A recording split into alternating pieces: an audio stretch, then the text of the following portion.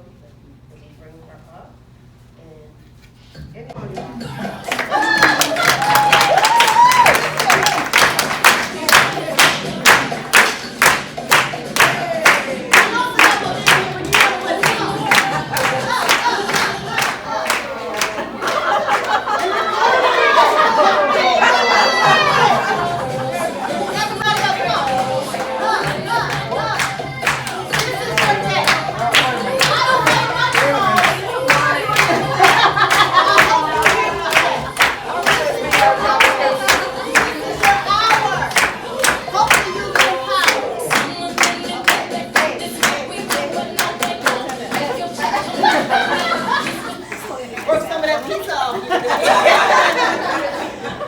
My title today is Not Only Are You Needed, But You Are Valued. Raise your hand if you feel valued. It's okay. But it's good to see. It's good to see, right? It's good to see.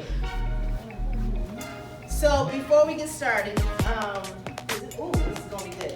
Can I give you some gifts? Sure. All right, nothing really big. I'm not Oprah. Everybody don't get a car, but somebody's gonna get a coffee mug. All right. Now, stand back on the essential coffee mug. This goes to the administrative support person who has been with the district the longest. So name how many years? 17. Who did we say? 17.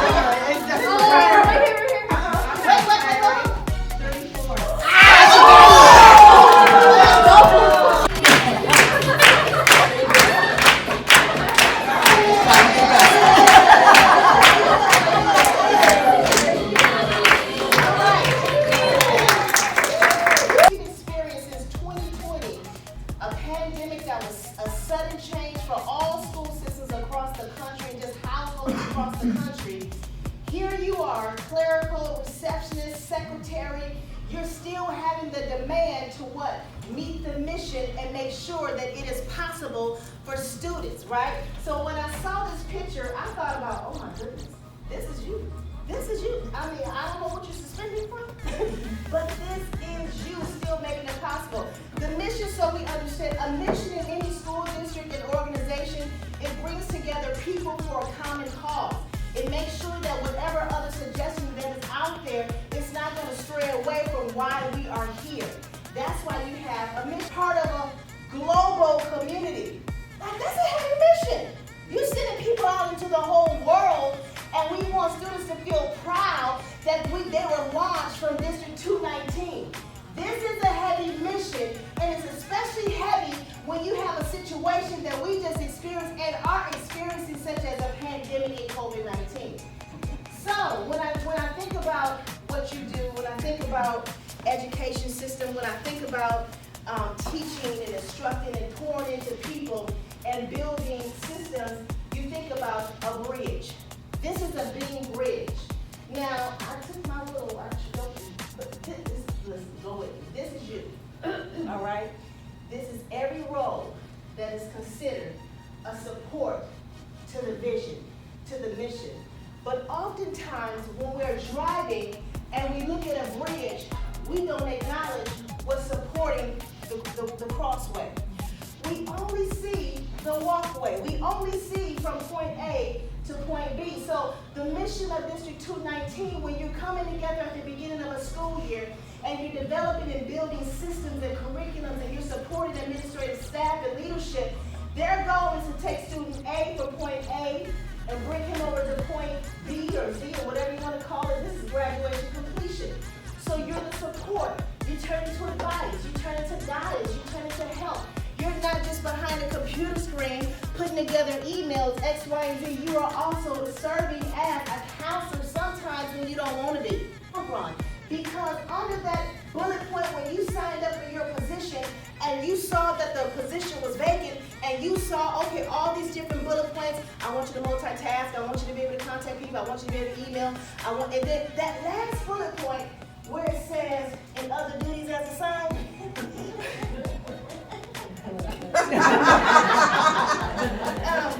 again, where it says other duties as assigned, that is where the bulk of the weight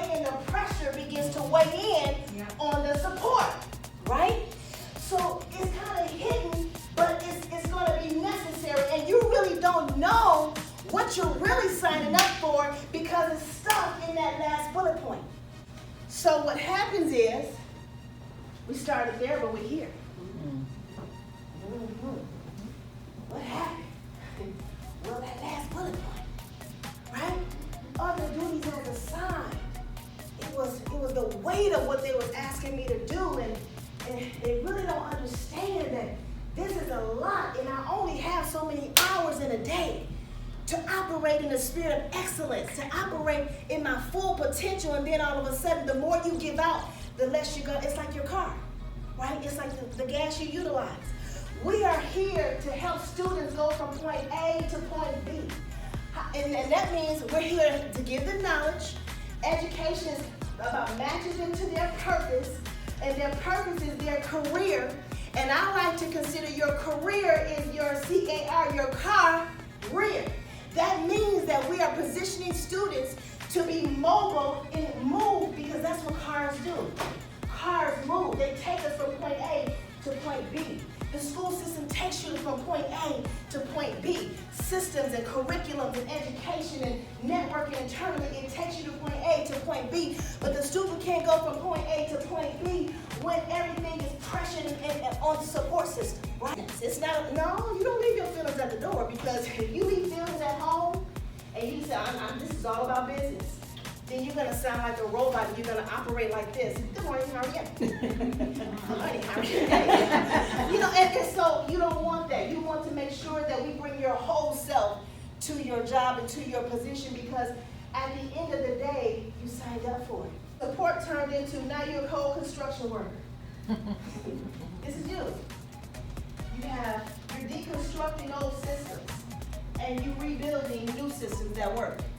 So not only do you turn to administrative support, you're building a new bridge with new systems that's going to require a new way to communicate, not only internally, but externally to your stakeholders, your parents, your students, your community stakeholders.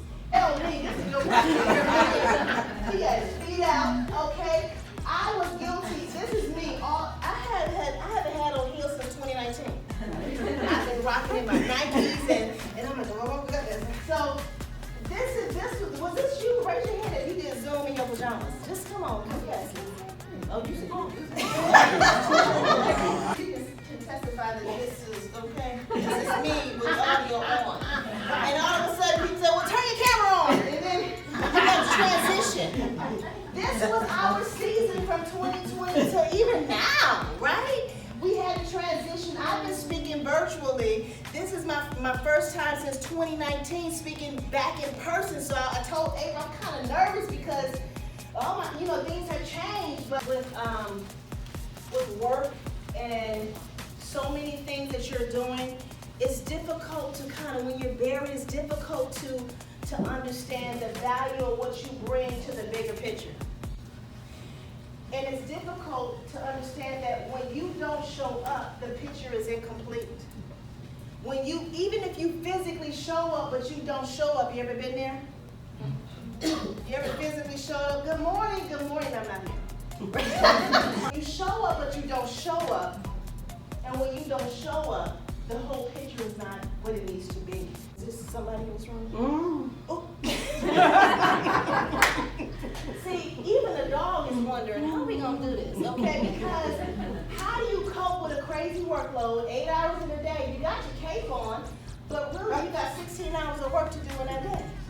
The dog is confused, okay? So how are we going to do this? So this has been me, this has been all of us.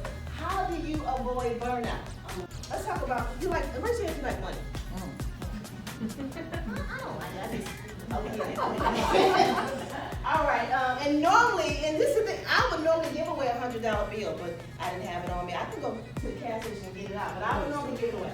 Now, I want us to look at this.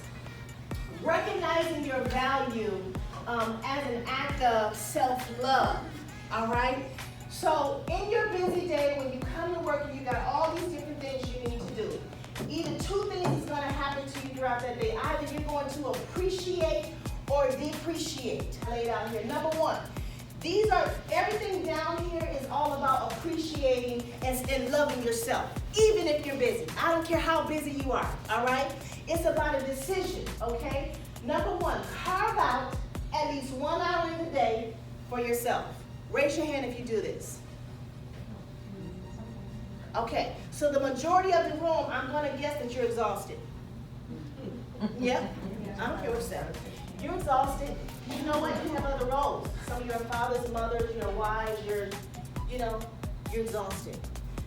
But when you don't do this, every day you're depreciating. You're taking away, this is your full potential. Act like the $100 bill is your full potential. And every day you choose not to do these things, you're decreasing in value in your emotional tank. And we're going to talk about your emotions because it's 4 emotions, primary emotions that we as humans get a chance to experience, all right? Happiness, sadness, fear, and I forgot the anger is the other one.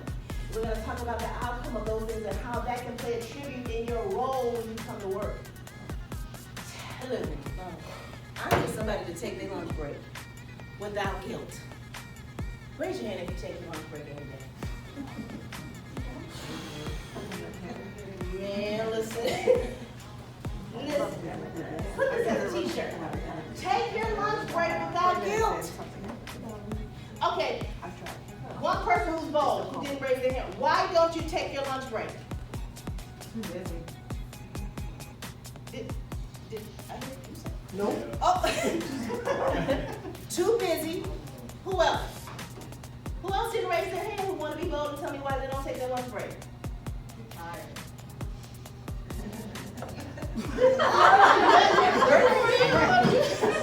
Okay.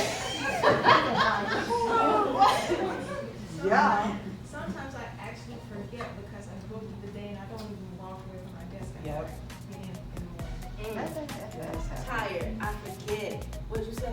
too busy. Too busy. What else? Give me one more. Fires everywhere, Fires everywhere. every single day. And then, so, okay, now, okay, to my people who don't take lunch breaks, let me tell you something. You took a position with the school district that is, listen, they engraved it legally. They have to give you a lunch break.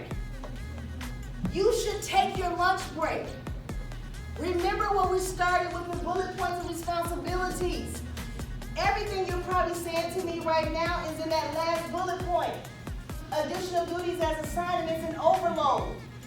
But you should take your lunch break because if you don't take your lunch break, you started your morning feeling like this, but you're going to depreciate to this type of emotional state.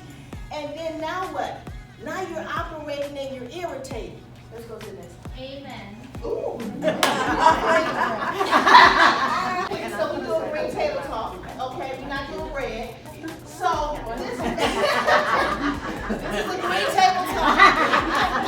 Okay, so this is what we're going to do. And when you find having music for the next 3 minutes, I want to get them. So I need everyone's at your table. In front of you is a large sheet of paper with marker. Now you guys come together as you will as a group. This is the goal in 3 minutes. I want you to, as a group, okay, identify 3 things that will make you feel more valued at work throughout the year. You need one. Go for it. So I'm sure we all agree on more pay, right? Everybody wants a little bit more pay. That was self-explanatory. Respect. Just some basic respect within our offices, respect of our time.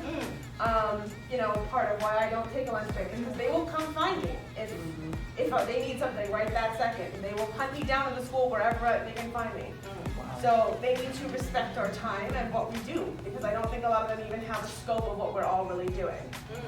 And then acknowledgement of, again, the same things that we're doing. We all have different duties, both within, the actual job description and everything else that they throw at us from day to day. So I think that's kind of what we're all looking for. Wow, let's give it up for this. I'm a John Maxwell, one of his speakers, okay? I'm on a team. So these are some of the quotes that I picked out for you guys. I want us to think about this. He says, if you don't have peace, it isn't because someone took it from you. You gave it away. You gave him too much power. You give this position too much power in your life. It takes away the peace that's supposed to be a gift to you. A paycheck. No. You cannot always control what happens to you, but you can control what happens in you. It's an inside thing. You grumpy, that's your issue. I'm not putting that grumpy coat on. You know. I said, good morning. How you doing? I'll do that. I'm giving you quick tips of how to maximize your day, and I am challenging you to take your lunch breaks. I'm challenging you each day to don't wait for the big thing, celebrate your small success.